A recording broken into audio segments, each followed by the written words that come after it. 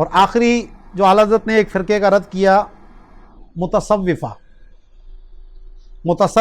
متصلفہ، مبتلا، متکلفہ، القائلتی بالاتحاد او الحلول.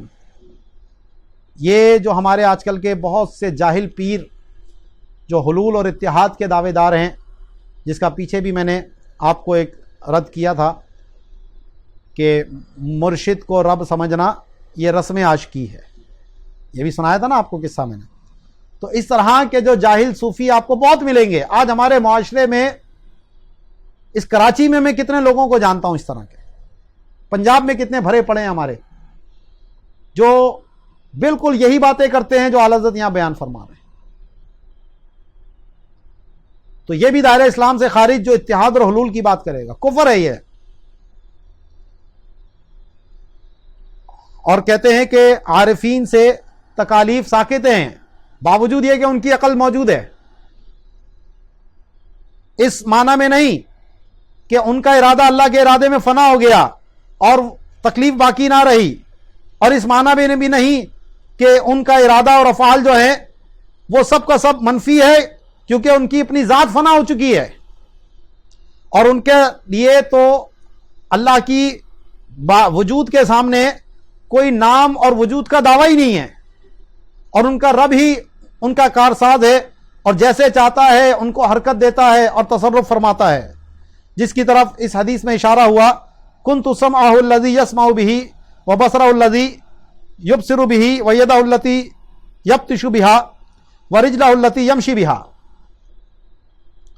بلکہ ان خبیثوں کا مطلب یہ ہے کہ جب یہ مقام سلوک تک پہنچ گئے، وصلوا، تو اب یہ اتنے بلند ہو گئے کہ ان کو اب کوئی حکم نہیں دیا جا سکتا، ان کو کسی چیز سے منع نہیں کیا جا سکتا. تو اللہ نے ان کے لیے حرام کو بھی حلال کر دیا ہے، ان پہ سے فرائض ساقط کر دیے ہیں. تو تم یہ دیکھتے ہو کہ یہ شریعت غرہ کی استخفاف ہے، اور وہ کہتے ہیں کہ شریعت تو طریقہ ہے، راستہ ہے یہ تو، اور جو پہنچ گیا اسے راستے کی کیا ضرورت. تو اعلیٰ حضرت نے صحیح فرمایا، ایک جگہ فرمایا، صحیح فرماتے ہیں یہ پہنچ چکے، لیکن کہاں؟ جہنم میں. اور یہ کہتے ہیں کہ جناب زاہدین کی نماز تو رکوع و سجود ہے اور ہماری نماز تو ترک وجود ہے. یہ بہت سارے ملیں گے آپ کو جاہل جو نمازوں کے منکرین ہیں، اور اس سے وہ تمسک کرتا ہے کہ نماز میں وہ جو سستی کرتا ہے اور جمعہ جماعت کے اندر جو ترک کرتا ہے. اور تم یہ دیکھو گے کہ ہر سرکش شیطان ان میں سے اپنے لیے اور اپنے شیخ کے لیے الوہیت کا دعوے دار ہے، اور وحدت الوجود کے مشکل مسئلے کے اندر اپنے آپ کو چھپاتا ہے. وہی جو میں نے آپ کو ابھی کہا نا، مرشد کو رب سمجھنا، تو یہ وہی نظریہ ہے بالکل، کہ اپنے لیے اور اپنے شیخ کے لیے الوہیت کا دعویٰ ہے ان کا. وَأَنَا وَاللَّهِ، تعالیٰ فرماتے ہیں میں اللہ کی قسم وحدت الوجود اور اس پر ایمان رکھتا ہوں، اور اس کی حقانیت میرے نزدیک ایسی ہے جیسا کہ سورج چوتھے نہار پہ ہو.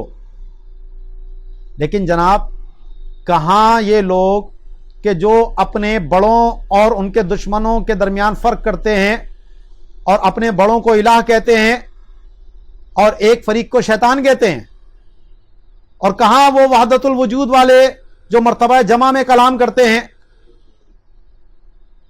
تو نام الوجود واحد والموجود واحد، کہ وجود ایک ہے، موجود بھی ایک ہے، اور تمام اسی کا ذل اور عکس ہیں، اور الوہیت صرف اللہ کے لیے ہے، نہ تمہارے لیے نہ تمہارے مشائخ کے لیے.